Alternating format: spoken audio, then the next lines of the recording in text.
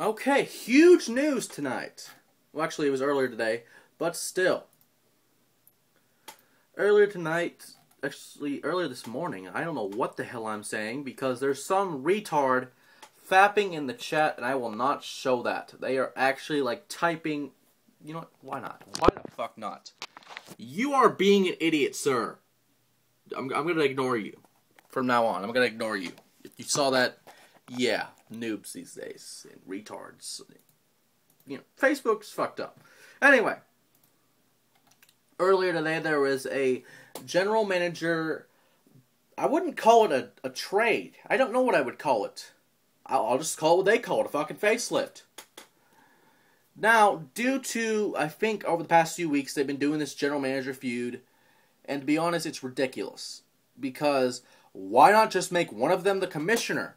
Because back in the day, we had great commissioners in the WWE, or WWF at the time. Or even president, like Jack Tunney, who was a racist fucking idiot and a worthless president. He was like John Laurinaitis today. No emotion, no anything. Well, some emotion, more than Laurinaitis, but still.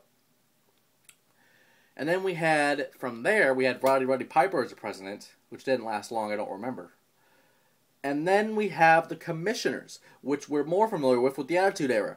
Like Mick Foley, William Regal, and I think someone else was commissioner. I don't remember off the top of my head. It was someone else. I don't know who it was. But yeah, people like Regal, Mick Foley were commissioners back then. And that would make a lot more sense now, especially with the Super Show. Because with the Raw, SmackDown Super Show, regardless of what brand they're going to be on, they would run that part of that show anyway, since the SmackDown brand would work with the Raw brand for the Super Show. Which kind of defeats the purpose of the draft, since WrestleMania is coming up, and the draft would be coming up as well, which kind of defeats the purpose of that. Which, you know what, whatever works. It's TNA all over again.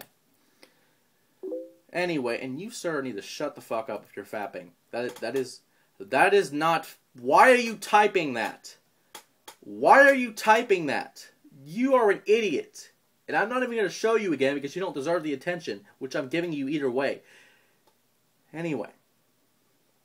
With this kind of a swap, in a way, John Laurinaitis now runs SmackDown, which is probably for the better, because that way he won't have as much TV time, and I don't really care about SmackDown as much.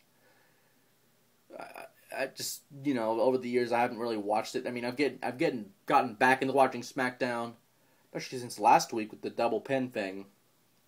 And now Teddy Long will finally, I think for the first time of his career, actually run Raw as the general manager. Now, I don't know if they'll swap on a weekly basis, but for now, it's T-Lo running Raw and Laurinaitis running SmackDown. Johnny Ace running SmackDown. I should have called him Johnny Ace to begin with. But this is really weird because, in a way, this wouldn't have happened if it wasn't for the good old coffee cup man, David Otunga. Which, in a way, I'm surprised Otunga hasn't become on himself onto the board of directors to make himself the commissioner. Why not have a commissioner to begin with? Get rid of one of these people and let them do their job. Because I know John Laurinaitis is the executive vice president of talent relations, since he says it on a weekly basis and he wants to drill it in our head so he can beat the fuck out of us and just make us hit ourselves in the head with the fucking vice president of talent relations. Fuck you, sir. But with Teddy Long running Raw, I think this will be more interesting. Besides the obvious joke of him running a tag team match every week with the tag team match, and you'll know what I'm talking about.